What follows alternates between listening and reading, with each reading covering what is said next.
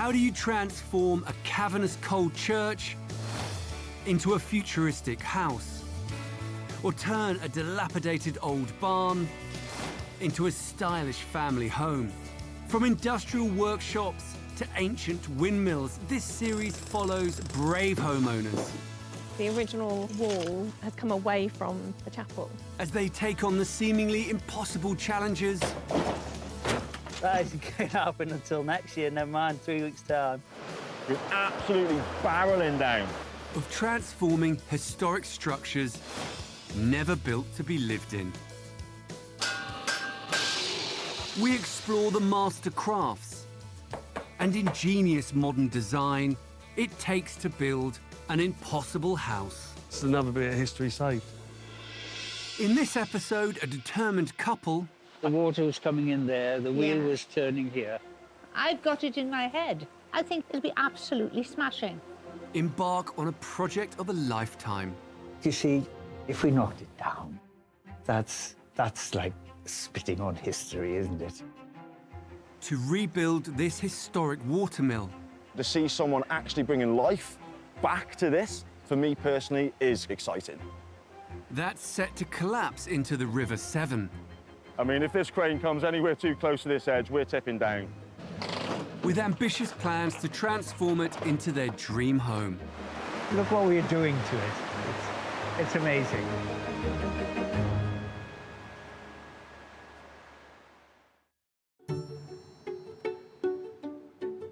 In Cardiff, Wales, I'm just making some coffee. Gerald and Susan Hamer Oh, it's very welcome. have been happily married for 56 years. They have 2 sons, 2 grandchildren, and a large extended family. Susan used to be an English teacher and Gerald worked in finance. They enjoy travelling and have adventured far and wide, to Brazil, India and Greenland to name a few, but have always felt the call to home and have kept a base in their beloved Wales. That's a Rowan, and I think there's another Rowan further down. It was always the place that defined where home was.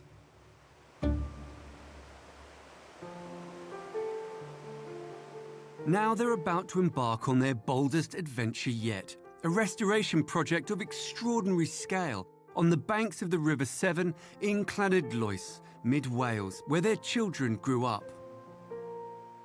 It's a place we love very much. The kids weren't born there, but we moved there for them to have a super childhood. My family originate in Llanidloes a couple of generations ago. My grandfather remembers visiting family there when there was a train service from the valleys to mid-Wales. It's a very special place for us.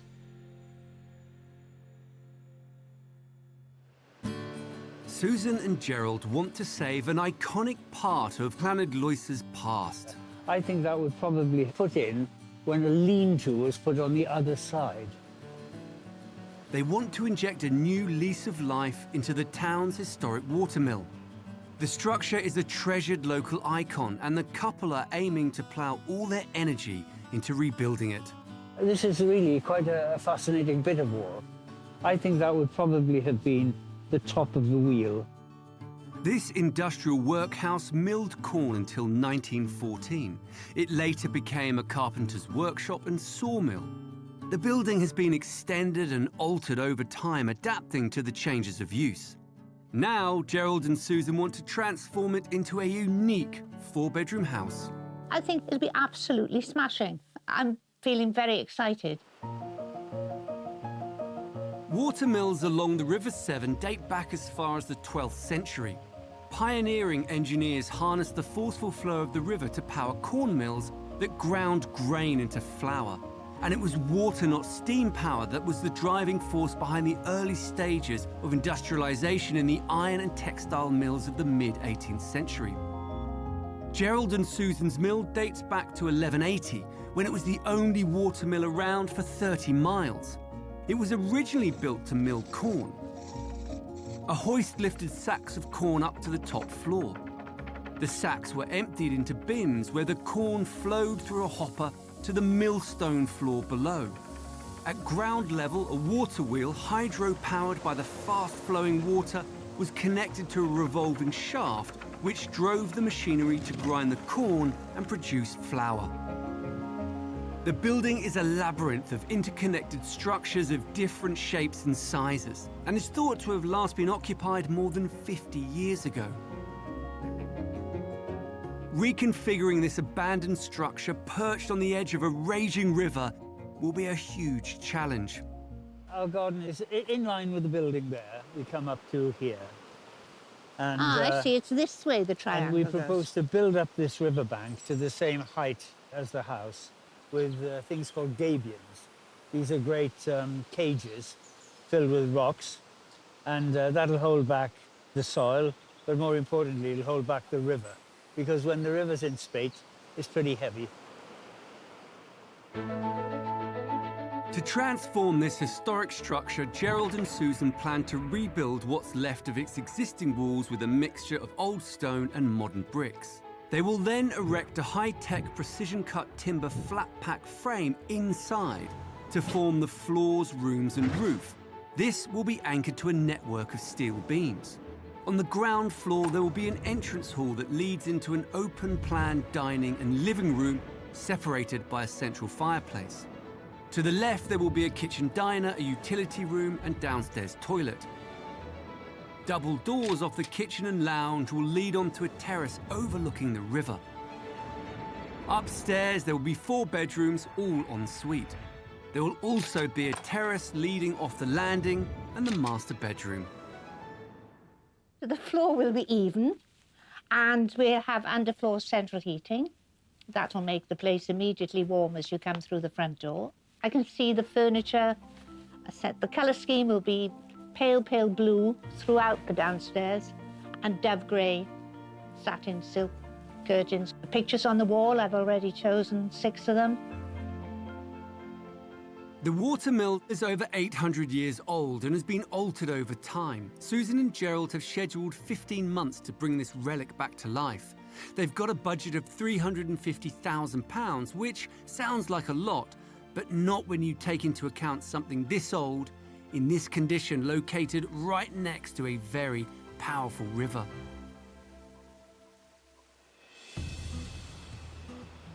Work begins in winter 2018. The first task for the team is to remove the mill's fragile mid-19th century extension. We've taken out the mezzanine, such as it was. We've made an assessment about the quality of the walls, and this one I think we will take down and rebuild. That one will stay because it's in good shape. Before Christmas, we hope to get the foundations in and finish the demolition work of the extraneous structures that we no longer require. Lee Williams is in charge of excavating and laying the foundations for the building. This will be a huge challenge as they must sit on top of an original waterway that runs underneath the mill. That's exactly how we found it. We had a build-up of sludge and gravel throughout the years. There was a couple of rats in the beginning. I don't know if you can see any eyes today. We've dug down it up above, 2 meters down to the top of the arch. It's built on solid rock. They've carved through the rock. A structural engineer must now assess the stability of this tunnel before work on the foundations can begin. Gerald and Susan always knew there was a tunnel feeding water to the mill, but couldn't assess its significance because historic plans don't show its location.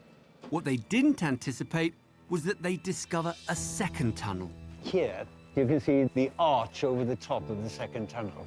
It ran across the floor here because this was the timber mill, and so we used the original weir to power it. But this one, it ran diagonally through here, which couldn't have been more inconvenient. What Susan and Gerald discovered is a legacy from 1840 when the mill was in its prime. To feed power to the newly added timber mill, the owners dug a second tunnel. It sits directly under the western corner of the new building and could collapse at any moment.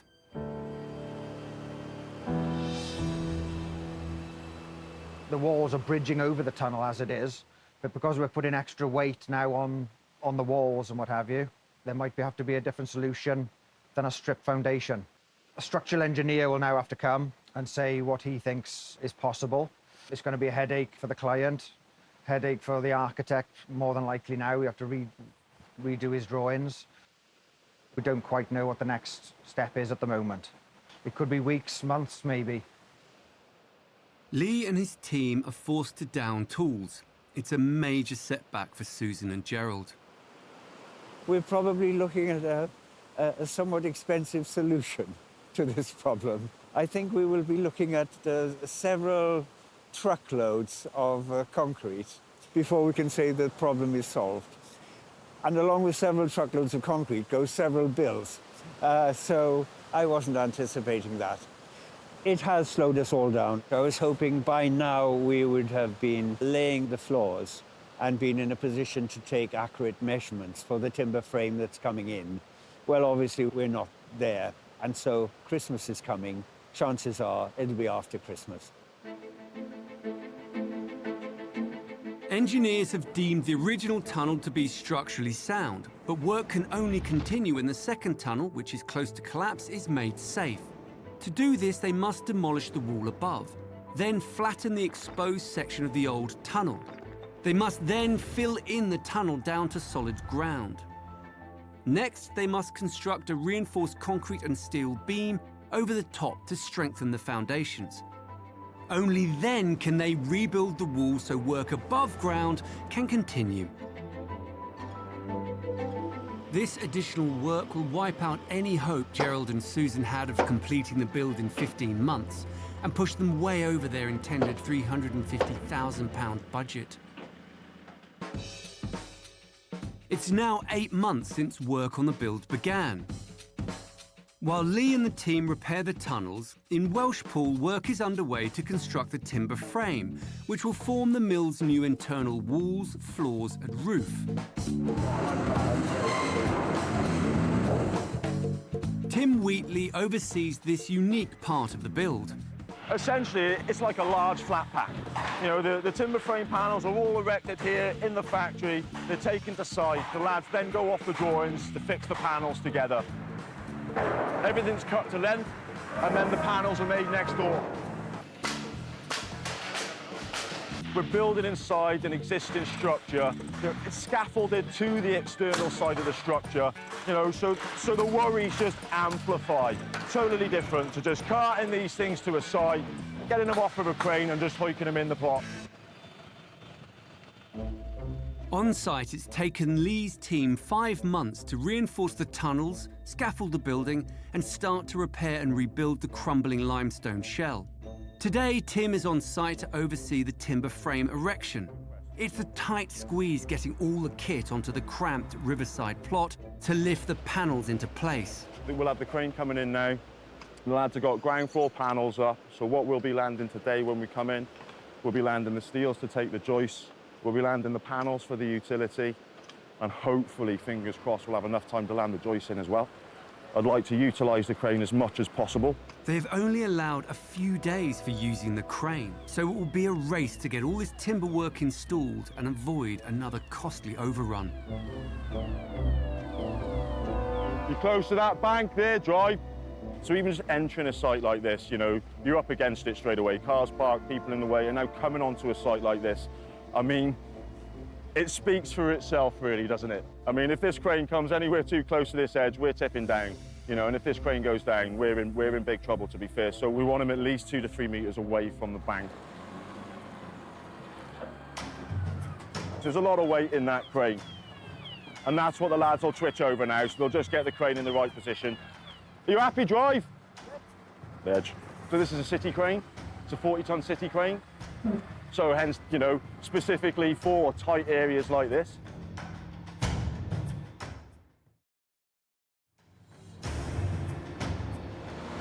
Wow. This is the day we've been waiting for. It's amazing. It really is amazing. And I'm impressed at the reach of this crane. It's a difficult site, and these guys have organised it really well to, you know, to accommodate the limitations of space.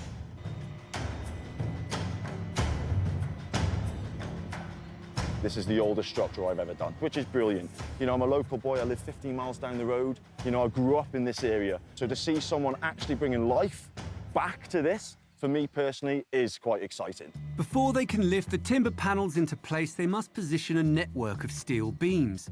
These will tie into the stone walls and support the wooden floor panels. This will be our first steel beam going in now. This steel has to be spot on. It's got to be spot on accurate. The minimum steel we've got is weighing around about 100 kilograms, up to around about 500 kilograms. That's slightly heavier on the largest span we've got. On a build like this, you would bring a crane in anyway, and you would hoist the panels in with a crane anyway. Ground floor, we've managed to carry ground floor in by hand. It's impossible to carry the steel in by hand. Hang on! Watch your fingers, Brad. Stop! We've got our first steel in. Sitting nicely on the pad stone there, nicely on the pad stone this side. And then now what the lads will do is joist onto that. We've got to be incredibly careful. A lot of these walls, they're not really tied in with anything. So one knock, you know, and that wall could just go. It's a difficult site, and it's a brute of a project. And these guys have organised it really well to accommodate the limitations of space. But we're getting there, we're on our way. The arrival of the huge crane comes as a bit of a shock for garage owner Andrew next door. I did sort of warn you, but I didn't tell you when. I'm sorry, not many people come to work and find a crane in their yard. I expect a good breakfast when you're in. You'll have the best breakfast ever. Really, the building was basically going to fall down. You know, give it another like 5 years and it would be just a pile of rubble. So it's nice it's been resurrected. And it will be a nice house with Sue and Gerald doing it.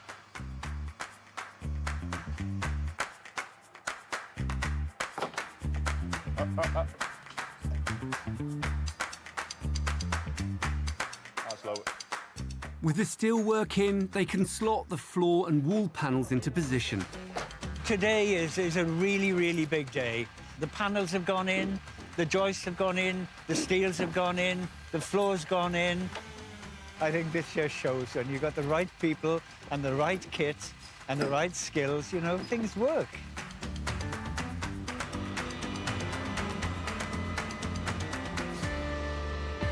Fantastic. Thank you. Good man. Good man. It takes 2 days to install all the floor and wall partitions.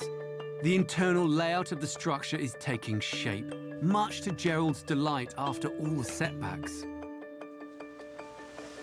Oh, wow. Got a ceiling.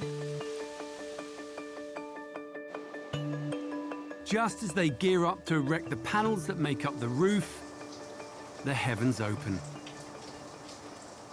Welsh weather. You know, you wake up in the morning, it's sunshine outside, you go to work, it's peeing down with rain.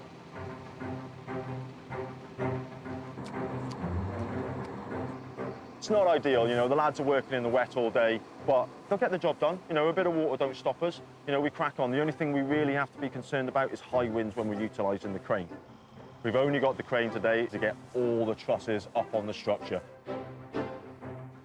The new roof timbers may be straight, but the old stone and brick walls they must sit on are anything but. We've got approximately a 20 to 30 mil cavity down the bottom here, but as we get at the top, we totally lose the cavity altogether. The masonry gable end is all leaning into the structure. We don't want moisture to trap on there. So we need to take all this gable end down, rebuild that back up, and give us our 50 mil cavity. We're building a kit inside a 700-year-old structure. I mean, nothing is dimensionally accurate. So the fact that we're finding that a gable end's in and we've got to rebuild the gable end back up to give us our cavity, I'd say that's about normal. It's a relief for Gerald to see this frantic part of the build stay on track despite the torrential weather. We've got first floor panels up now. We've got roof trusses up there now today. Amazing. The utility section's still left to do, but we'll tie that back in. You can manhandle that. Yes, we can carry that in from there. Can't believe how much work you can get through, actually. And as they make progress, they continue to make discoveries about the old mill. When this wall was built, we know that the floor level was a metre below where it is now. And then, you see, beneath, we had the spillway turning the wheel. So it had to be a pretty strong wall to support the weight of the wheel, isn't it? Yeah, exactly. And in the corner here, we can see where the wheel bearings were. So at some point, another 200 or 300 years on, or whatever it is, this structure's then been put up. Someone said, let's put another couple of floors Yeah, on. let's go up again. Yes, before they bring in planning permission. And up it went. You know, it's taken someone like yourself to see it, put the investment in, and want to bring something back. Indeed. Say no more about the investment.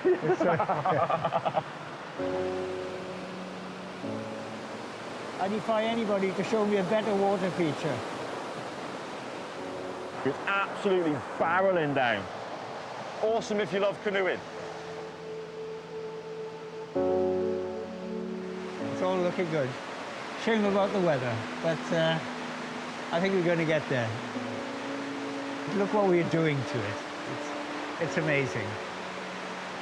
I'm very proud, actually. Honestly, there's got to be anyone's dream. You know, to find a structure like this, the location that it's in, and to be able to bring it back to life is just absolutely immense. Would I love to do something like this? Hands down, every day of the week. But unfortunately, I don't have the money that the client has, so I'll still be dreaming. The torrential weather is making it a real struggle for the roofers to seal the newly installed internal timber frame from the elements.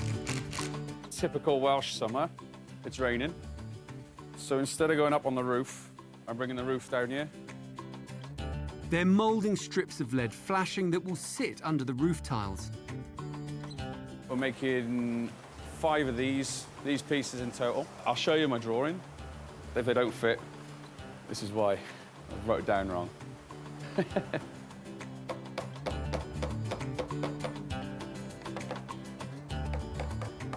That's prepped, ready for welding now. There we go. Put another piece made. Once installed, the strip should make the mill watertight and bring it another step closer to being a home. The restoration work involved in transforming an abandoned relic will usually cost more than the purchase price of the structure itself. This reconfigured pump house in Norfolk is a striking example. It was built in 1847 and housed a steam engine to pump water out of low-lying fenlands to stop them flooding. It has been lovingly restored by architect David Long. The water from the flat landscape drains into this drainage channel that approaches this side of the pumping station and then disappeared under the building through this arched opening. Inside, there was the huge steam pump pumping away, and the water was sucked up from down there and went through the other wall of the building in a large pipe into the River Wissey. Seeing the potential that others might not, David bought the abandoned pump house for £190,000 in 2015, with the vision to transform it into a one-of-a-kind family home. The condition was absolutely appalling. It was a building which had not been used since 1974 when they turned the pumps off, but for us it was exactly what we were looking for. The building was a crumbling shell. The roofs and the windows were beyond repair, but David wanted to retain as much of the old structure as possible. The bits of the building that we preserved were the walls. With the walls, of course, come the historic openings. There's a selection of openings, existing openings, a selection of openings that have been blocked up in the past as the building changed and adapted to the various generations of steam pump that they had in it. We found piles of spare bricks inside, so we used those to make our alterations to the external walls. After that, the trick was to fit 5 bedrooms into this rather tall, thin building that had the pump in it. So what we did here was constructed a new timber frame construction inside the original structure and is tied to the existing shell. So the new timber structure actually retains the external walls. This meant 5 bedrooms could be placed in the engine house, but the biggest challenge remained in the depths of the old pump house. Rather than keep the water out, David cleverly turned it into a luxury spa. This was the place where the water was brought up. This actually goes down 4 meters. So there was a huge pipe which dropped down here where the water was sucked up. It took 12 months and £260,000 to complete this dramatic transformation.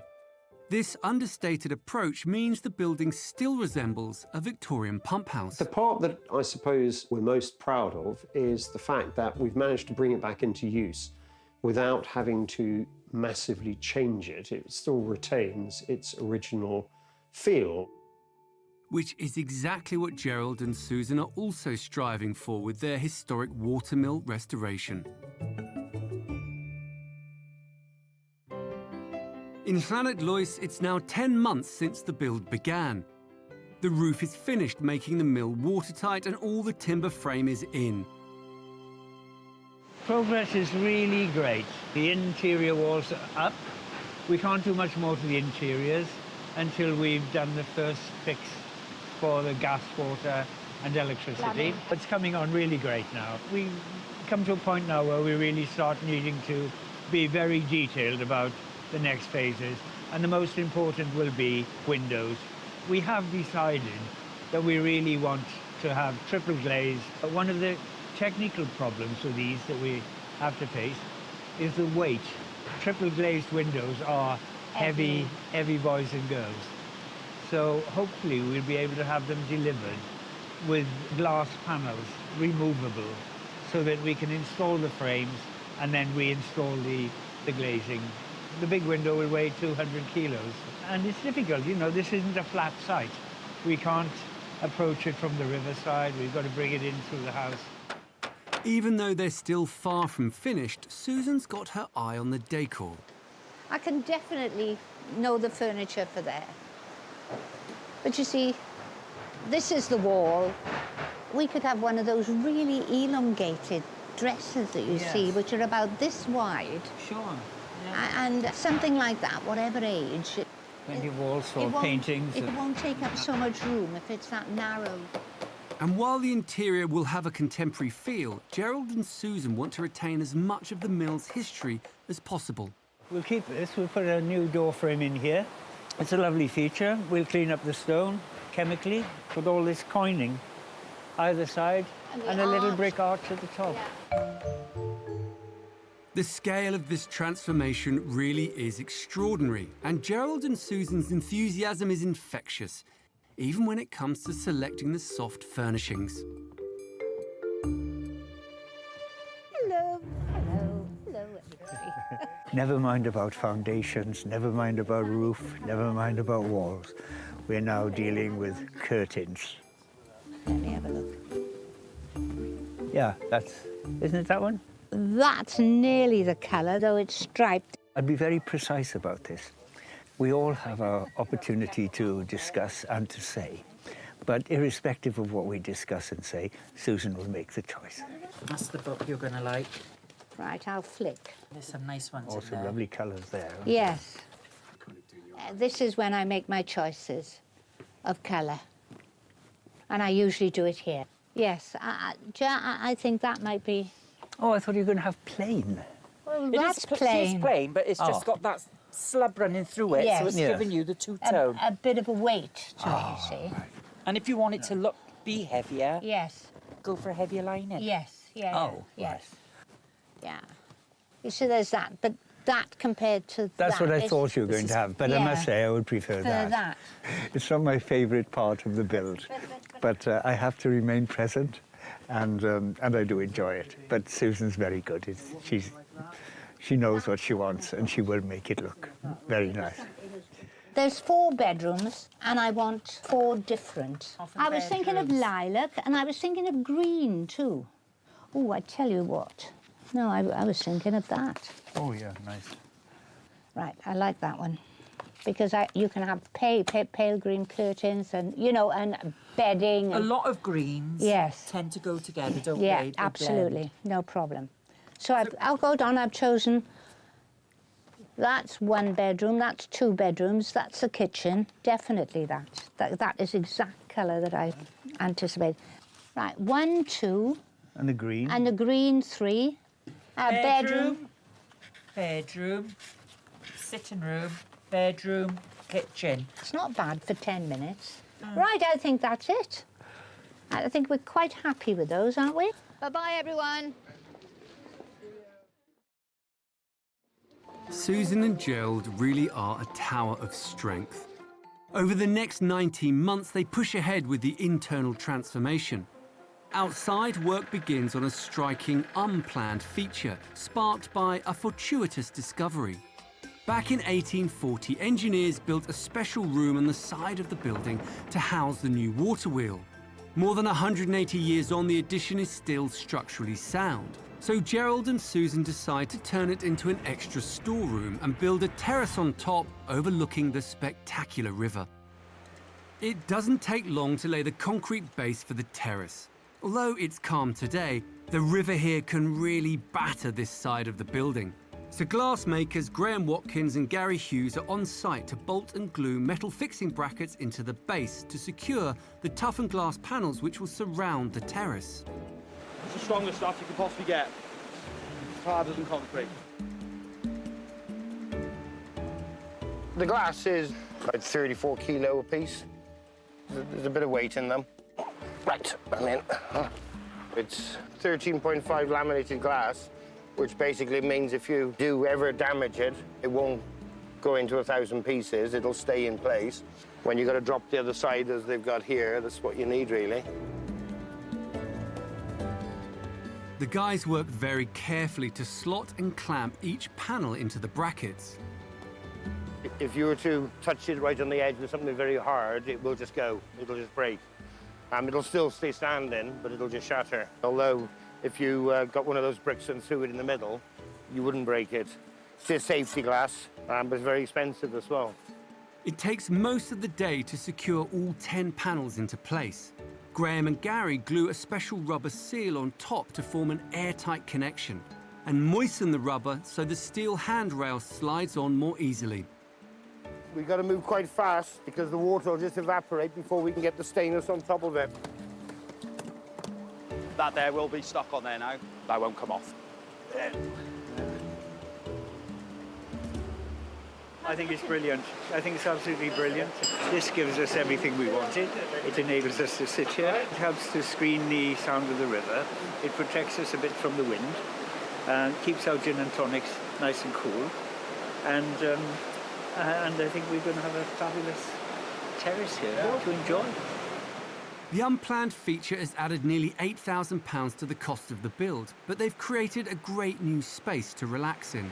It might have cost twice as much as a ordinary steel balustrade, but I think it does the job more perfectly and for longer.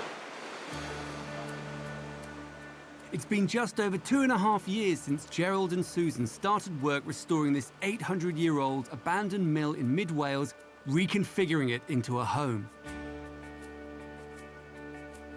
They set themselves a budget of £350,000 and a schedule of 15 months to complete this ambitious transformation.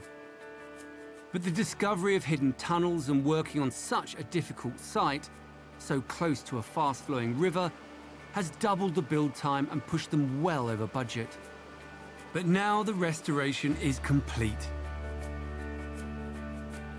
They've cleaned and repointed what remains of the original stone walls and rebuilt what was missing in brick to create a spectacular 4-bedroom home. To soften the exterior look, they've clad some sections of the modern brickwork with red cedar cladding. The cladding will eventually fade to blend with the original stonework. They've topped the roof with slate from the local Newtown quarry and have also clad the west-facing side of the house in this material to give it extra protection against the harsh weather.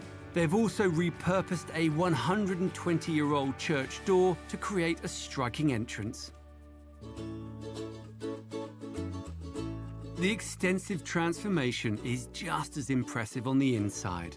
Susan and Gerald have opened up the mill's maze of small rooms to create a large open-plan living space with floor-to-ceiling windows to make the most of the stunning river views. They've worked hard to blend ultra-modern kitchen fittings with original structural features dating back 800 years, and the result is spectacular. This is the hub of the house. It's where all the major creative activity takes place. Susan's pride and joy, I think. But I like the fact that there's not lots of walking around. You know, you can be working here, put it in the oven there. This is the original wall of the old sawmill. We had to brick up some holes and make new ones and repair things, but when you look at it closely, to me, it's art. I chose to use modern sand and cement mortar. I wanted to be known that these are our modifications to the old wall. This belongs to us. This was how we modified that very, very old wall to become part of the naturalness of the kitchen. Beyond the kitchen are two split-level living areas with floor-to-ceiling triple-glazed windows which let the light flood in. The windows are designed for optimal thermal efficiency to keep the cold out and the warmth in. These help to transform this once chilly industrial mill into a warm and inviting home. This is our living area. We were very fortunate. Because of the natural conditions of the site, we were able to turn it into a split level. And we're at the lower level, where we have the outlook onto the river, which is the main attraction of the whole site, in my view. And so we watch the river coming towards us. It's not often you can get a view like that. You can often have a house alongside a river. For a site where the river comes towards you, this is pretty unique. Between the levels, we have a wood-burning stove with two sides. So down here, primarily, it's watching TV, sitting, watching the river roll by. And then up there, we tend to have it more as a social area for sitting and chatting. We wanted to maintain the sawmill sentiment, and so we have steps coming down to this level. The floor is a bit more complicated, but we rather enjoyed the tiling that tends to come from Iberia. So we brought these floor tiles from Spain. Tucked away around the side of the house is a hidden gem that also takes advantage of the west-facing views. By restoring this historic relic, Susan and Gerald have tried, wherever possible, to retain the mill's authenticity. A new element is the bespoke timber staircase that leads up to the 4 bedrooms on the top floor. But they've also installed a very modern alternative. That's a passenger lift. We both decided that we'd have one put in. Walking up and down stairs is tedious, and also it's kind of future-proofing the house. Not just for me, but for anyone who finds themselves less mobile than they would like to be. In every bedroom, Susan's passion for style and fun shines through, mixing original features with sleek modern fittings and a touch of glamour. With bejeweled lamp fittings, mirrored vases, luxurious white marble bathroom floors and a standalone bath. This is my very favourite room. The first thing that happened is that I chose the colour. That limited me to what I could have to go with it. I think it's fantastic. I think Susan's done a fabulous job. All the choices, they match together rather well. The bed, the side tables, even the lights, which I find quite amusing with their little crystal tops, and the ceiling light. This dressing table, I think it's marvellous. In fact, I even think this is marvellous. Gerald bought that for this room. And here we have the bathroom. Again, a favourite room of mine. Just lovely. The chandelier that I chose, the engineer was beside himself. All those hanging things were off.